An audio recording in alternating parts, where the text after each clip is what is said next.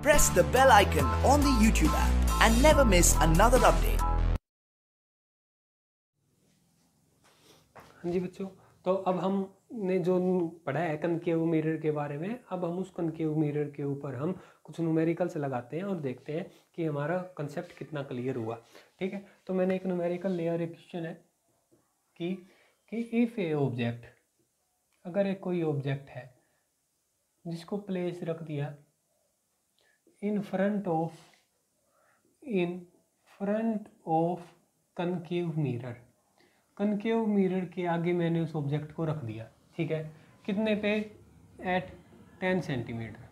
ठीक है, 10 सेंटीमीटर की दूरी पे हमने उसको रख दिया और उसकी जो फोकल लेंथ है वो है 20 सेंटीमीटर। ठीक है, तो फाइंड करना है image position and properties. Image position और उसकी प्रॉपर्टीज़ की बड़ी बनती है तो कितनी बनती है, छोटी बनती है तो कितनी बनती है। ठीक है, ये सब चीज़ें हमें इसको करना है। तो देखो क्या दिया हुआ है, तो इसके लिए क्वेश्चंस लगाते हैं। तो अभी ये लिए बता दूं क्या क्वेश्चन को कैसे सोल्व करना है।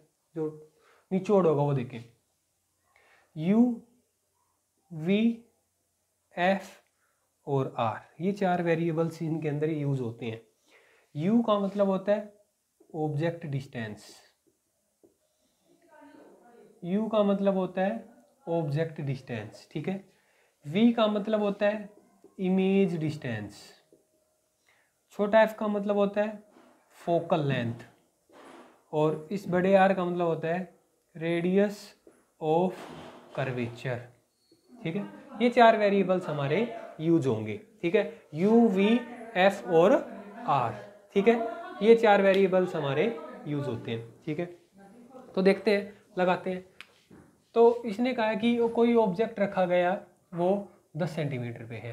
ठीक है, तो कभी भी जब U को यूज करेंगे ना तो U की वैल्यू जो भी हो उसके आगे नेगेटिव लगा देंगे, कोई भी मिरर हो। ठीक है,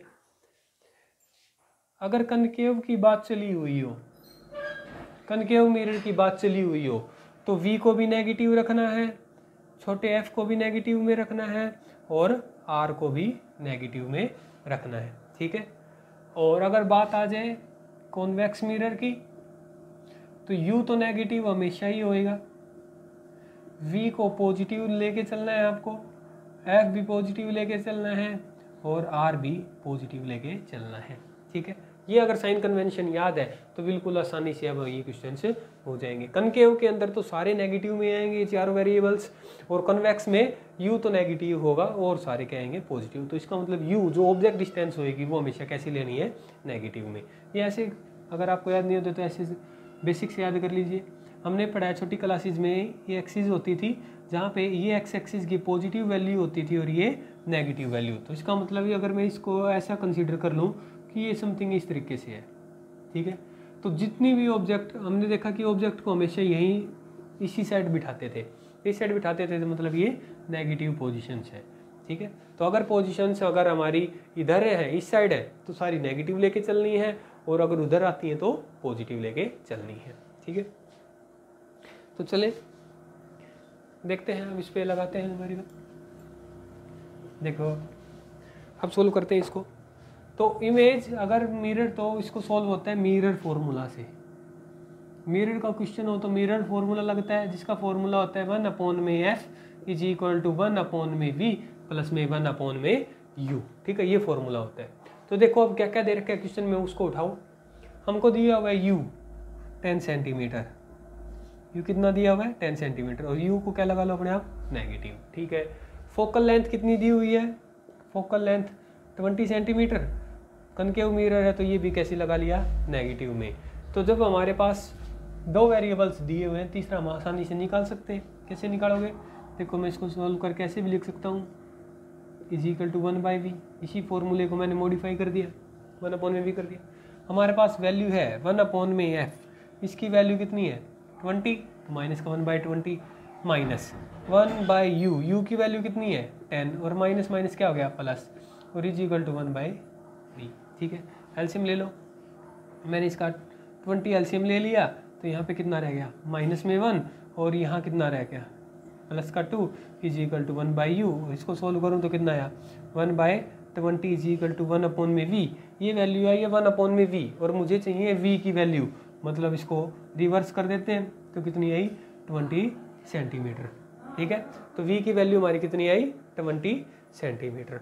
तो देखो ऑब्जेक्ट 10 सेंटीमीटर पे था और हमारी इमेज है वो कहाँ पे आई 20 सेंटीमीटर पे। ठीक है, ये तो हमें पता चल गया भाई इमेज कहाँ बनी, ऑब्जेक्ट कहाँ रखा था, इमेज कहाँ बनी। एक ही ऑब्जेक्ट बिठाया हमने, इस पे था, फोकल लेंथ ये थी, इमेज हमारी आ गई 20 सेंटीमीटर। अभी देखो यहाँ से देखो कि मैंने बताया था कि अगर कनकेव होगा तो अगर इस साइड अगर इमेज बनेगी तो नेगेटिव में लेनी है और उस साइड आई तो पॉजिटिव में।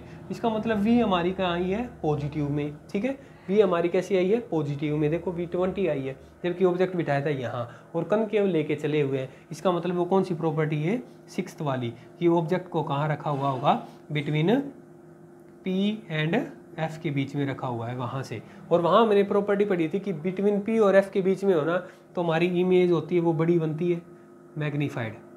तो वो और पता करना है कि एक्चुअली इमेज कितनी है तो वो कितनी हमारी बन के आएगी। ठीक है, तो अगर मैं कहूँ कि जो हमारा कोई ऑब्जेक्ट है जो हमने रखा था वो मान लो कि मैं मान लेता हूँ वो 5 सेंटीमीटर का है।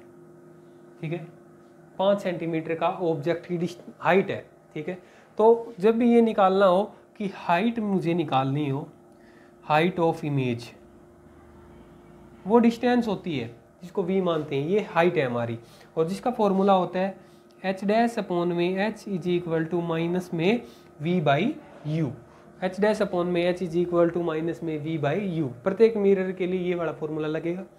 h डैश है हाइट ऑफ इमेज, h है हाइट ऑफ ऑब्जेक्ट, v है ऑब्जेक्ट इमेज डिस्टेंस और u है ऑब्जेक्ट डिस्टेंस। ठीक है, तो मुझे ये निकालने कि मान लो कि अगर 5 सेंटीमीटर का ऑब्जेक्ट किसी मिरर के फ्रंट में रखा जाए तो जो बड़ा बनेगा, बड़ी बनेगी क्योंकि ये हमसे दिखा रहा है, तो जो बड़ी बनेगी वो 5 वाली कितनी दिखाई देगी, क्या डबल हो जाएगी या 6 हो जाएगी, 7 कितनी होएगी वो हम देखते हैं।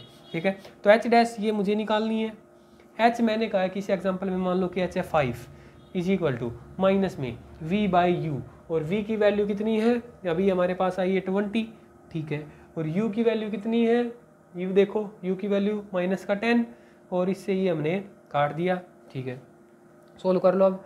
h dash is equal to 5 is equal to 20 into 10 और ये इधर चला गया तो h dash is equal to ये कितना हो गया 100 और ये कितना 0 और इससे मैंने काट दी तो h dash is equal to कितना आया 10 सेंटीमीटर।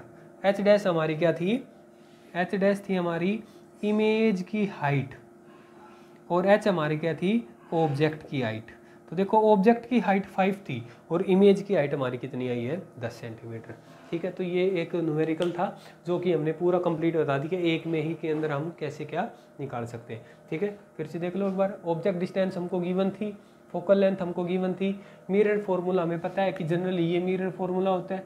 हमने इसको मॉडिफाई किया, थोड़ा वैल्यू निकाली क्योंकि v की वैल्यू निकालनी थी इसलिए मैंने इसको सोल्व किया थोड़ा। f और u की वैल्यू जो हमको गिवन थी वो हमने डाल दी। तो यहाँ पे दिक्कत एक बस ये आती है साइन कन्वेंशन की कि आप कहाँ पर किसको कितना लेंगे। ठीक है, तो अगर कन्वेक्स मिरर की बात हो रही हो तो नेगेटिव u लेना है और ये तीनों पॉजिटिव की लेनी है और कनकेव में आए तो सारी की सारी वैल्यू आपको कैसी रखनी है नेगेटिव में। फिर क्या इनकी वैल्यूज़ को पुट किया, सोल्व किया। ठीक है, दूसरा क्वेश्चन मैंने इसी के अंदर एक ऐड कर दिया कि ये बताएं कि इमेज की हाइट कितनी होगी, इमेज जो बनेगी उसकी तो बता दी तुमने, कहाँ बनेगी ये तो बता दिया, अब कितनी बड़ी बनेगी ये छोटी बनेगी वो और बताना था। तो उसके लिए एक फॉर्मूला लगाया h डैश अपॉन में h is equal to minus में v/u।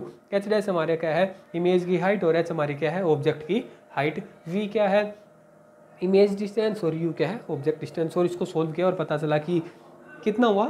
देखो ये कि यहाँ से भी कंसिडर लगा सकते हैं कि अगर वो फॉर्मूला है तो डबल हो गई है, 5 लेके गए थे तो कितनी हो गई 10। ठीक है, तो ये भी पता लगा सकते हैं कि अगर ऑब्जेक्ट को वहाँ रखा जाए और उस मिरर के सामने रखा जाए, उस पोजीशन पे रखा जाए तो ऑब्जेक्ट की जो हाइट है और इमेज की हाइट है तो इमेज की हाइट ऑब्जेक्ट की हाइट से डबल हो मिलेगी आपको। यहाँ पे अगर आप 10 रखेंगे तो और तभी डबल ही आएगी। ठीक है, तो डबल हो जाती है। तो इस तरीके से ये हमारा न्यूमेरिकल हुआ खत्म।